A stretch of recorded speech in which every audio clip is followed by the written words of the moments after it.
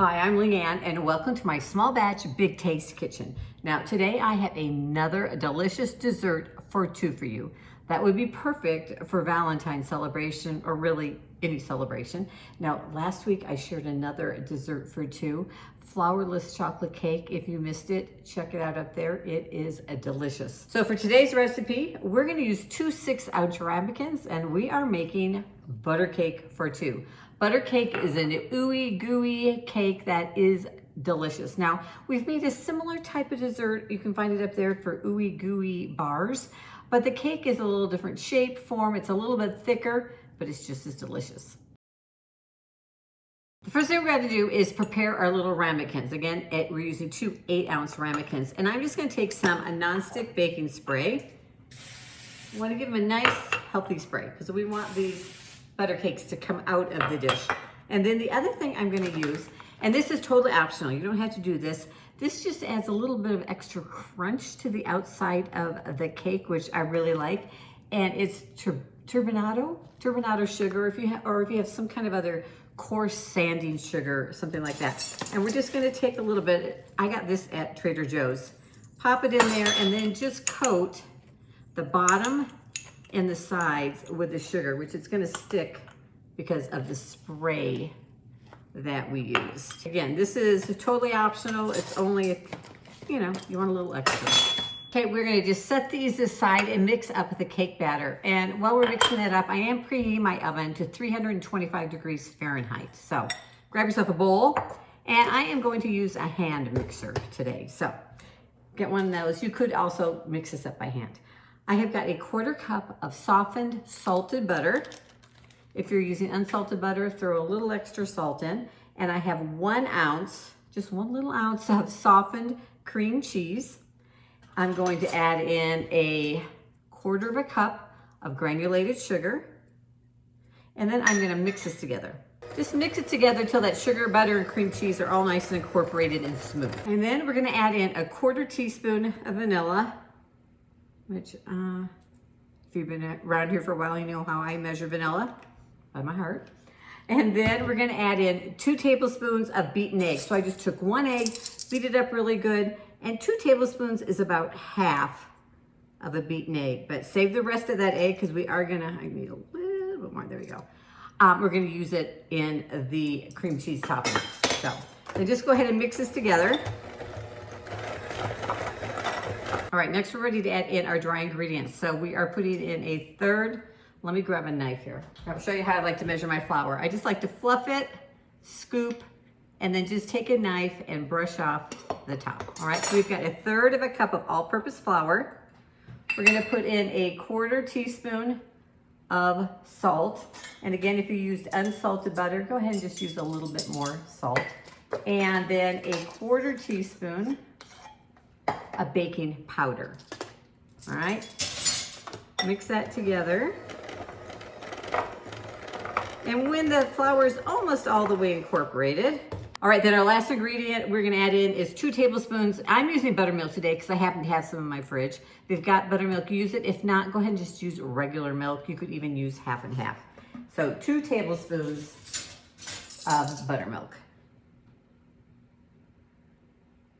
And then we're gonna mix it just until that buttermilk is incorporated. All right, we have that all mixed up. We're gonna set aside that mixer. We're gonna take our little prepared ramekins.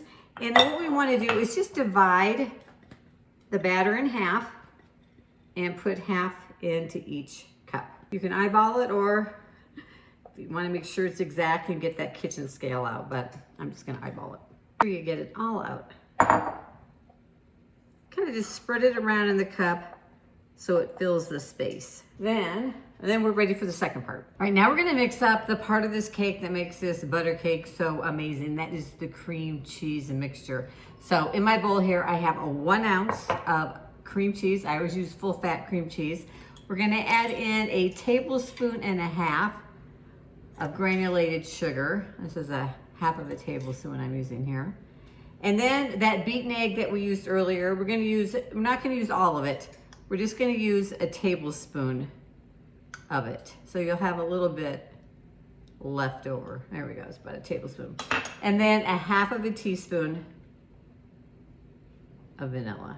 I can use a little bit more. There we go. And then we are ready to mix it up. We want it nice and smooth and creamy. Now, if you have a few little lumps in your cream cheese, totally okay. All right, we are ready to add that cream cheese mixture on to the little, the cake batter. But I've got a little change to make in what I just showed you in the segment of the video before this. In there, I added in a tablespoon of beaten egg. I realized after I mixed it up, way too much, too runny. So it should be a half of a tablespoon. So you will have a little bit of egg left over, but you can see how it's thicker. You want it to be thicker, all right? So I'll make a note of it down below too, but half a tablespoon, not a tablespoon of beaten egg. And then what we're gonna do is we're gonna just take this little mixture and add it. It'll be about 2 tablespoons into each little ramekin. All right. I think this one got a little bit more. There we go. And it'll just kind of sit on top in the middle. All right, so kind of don't bring it all the way to the border. Leave a little bit, maybe a 1/4 inch of a border of the batter exposed. Now we're ready to put it into the oven, 325 degrees Fahrenheit for about 28 to 30 minutes or until it starts to get golden brown around the edges. Now, what I like to do, it's easier, put it in the oven just like this, easier to take it in and out. We're ready to bake them. All right, and here is another reason why you want to put them on a cookie sheet. You can see I got a little bit of overflow in this one. I probably didn't fill them perfectly even. So putting them on the cookie sheet just catches that, keeps the bottom of your oven clean. Okay, so now we're gonna sit here, let these cool. You wanna let them cool 5-10 minutes. Just, it makes them easier than to release and get out of the ramekin. If you're going to, I like to turn them upside down on a cake and serve them that way. But if you don't have the patience for that, you wanna eat right away, just grab a fork and dig in. It is warm and ooey and gooey. So now let's talk about some different ways that we can enjoy these butter cakes. Like I said, just plain right out of the ramekin. Personally, the restaurant in town that we go to that serves butter cake, they serve it with a scoop of vanilla ice cream, which is my personal favorite. You could add some whipped cream, some berries. You could make a raspberry sauce to drizzle over the top. Or remember that small batch caramel sauce we made? It would be so delicious, drizzled over this cake and over some vanilla ice cream next to it. If you need to serve more people, you could double or triple of this recipe very easily. Now, I think it's best enjoyed warm, but it's delicious cool or warm. All right, we have let them cool for 5 minutes. I've just taken a sharp knife, kind of run it around the edge just to make sure that it's loose.